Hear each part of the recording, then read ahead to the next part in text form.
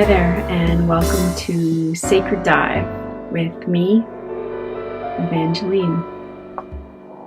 Welcome, and thank you so much for coming.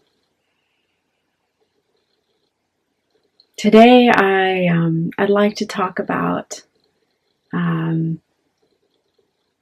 really useful way of looking at thoughts, and this is sort of couched within the framework of the work.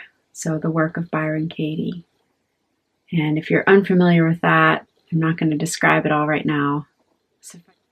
So yeah, I'd like to talk about a particular way of looking at thoughts that for me is so useful.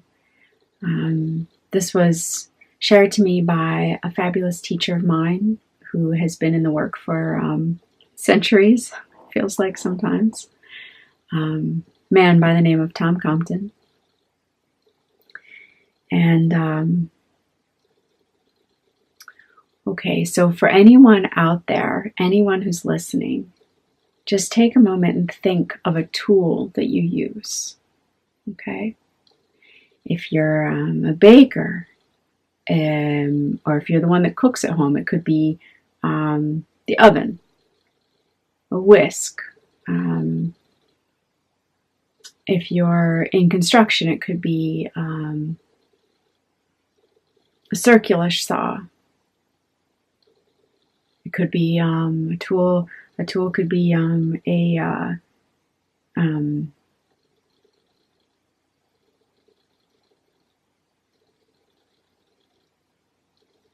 chainsaw. It could be your car. You know, maybe you drive a lot in your work and you use a car like as a tool, right? So all these tools that I've mentioned, they have very specific thing that they do. And when you pick them up and use them in your work, in your life, you know what they're going to do, right? And if it's a power tool, you know what's going to happen when it turns on the power. When you turn on the power, put juice to that tool, right? Chainsaw, you better know what's going to happen when you pick it up, power it up. And all of these tools, like any tool you can think of, even a pencil or a pen, a camera, paintbrush, any tool, when you pick it up, it's going to have a very specific way that it affects what you're doing, how you're showing up in the world, what you're able to do. It'll have an effect on, I think you get the point, right?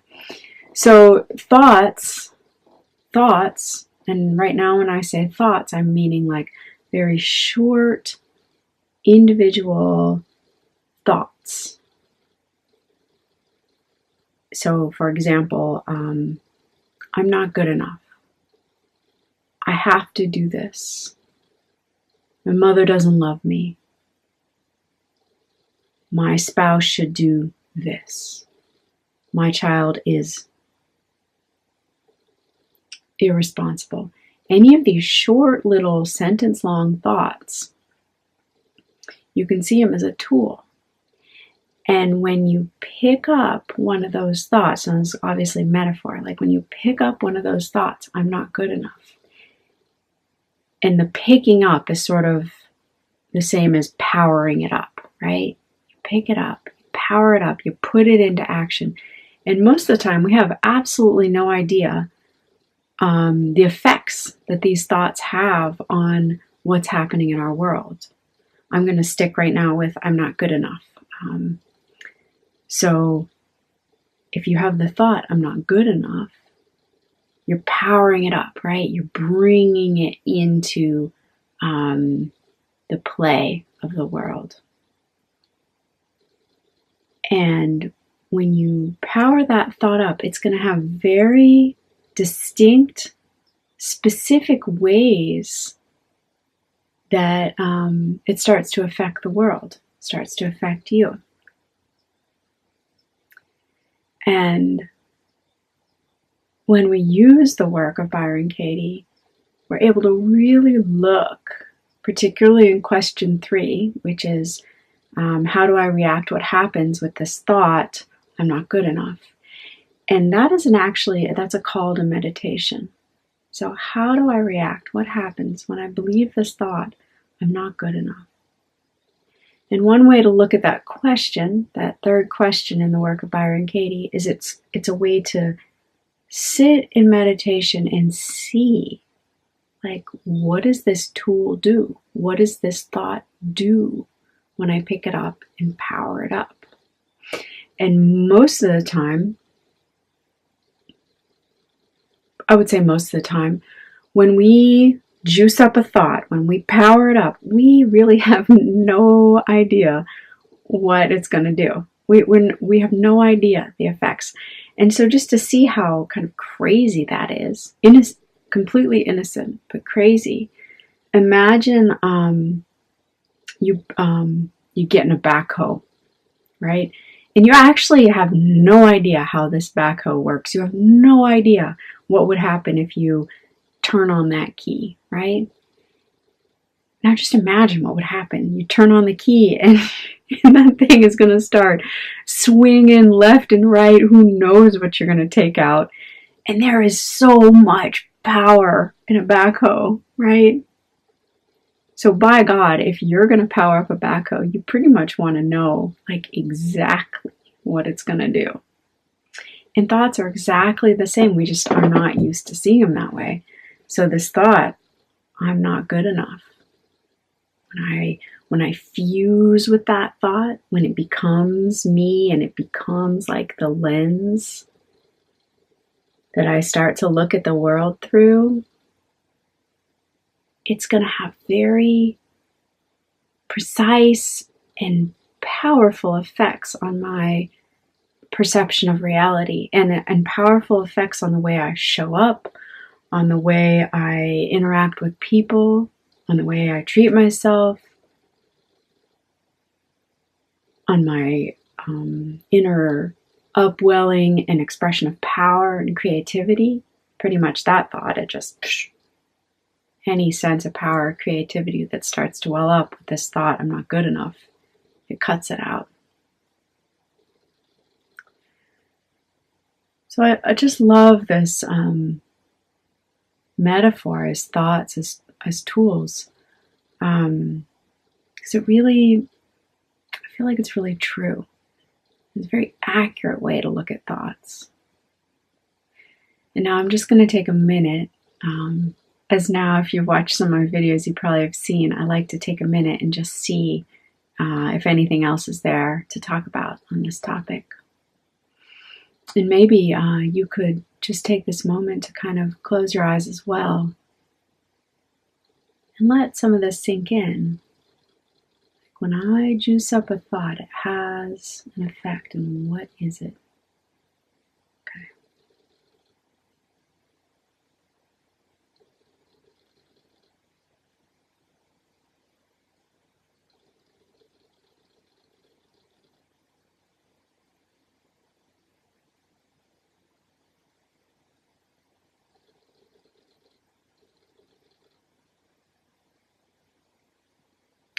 Yeah, so it's almost like you could get a user's manual for every stressful thought out there. I'm not good enough. They don't love me. I need their love. They should be this way. They should be that way. I need them to do this. And you fill in the blank for what this is. And you could almost write a user's manual for every one of those thoughts. Like, if I pick this thought up out of my tool chest, I need their love. I need their love. With enough of that quiet, like meditative sitting in that, like, how do I react? What happens? What's the world like with this thought? I need your love.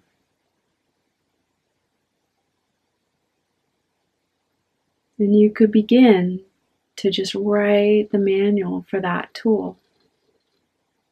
It's like, okay, when I pick up this thought, when I juice up this thought, when I say juice up, I mean like put power to it. When I put myself in infuse and like, I need their love, and I'm a believer, in other words, I need their love,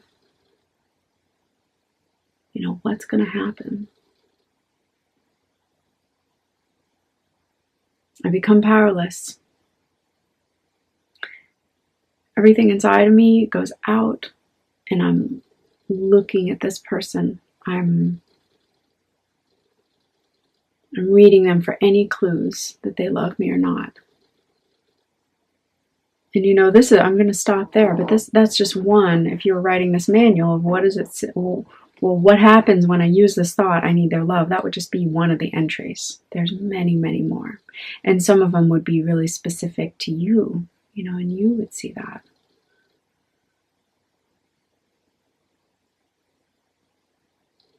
So I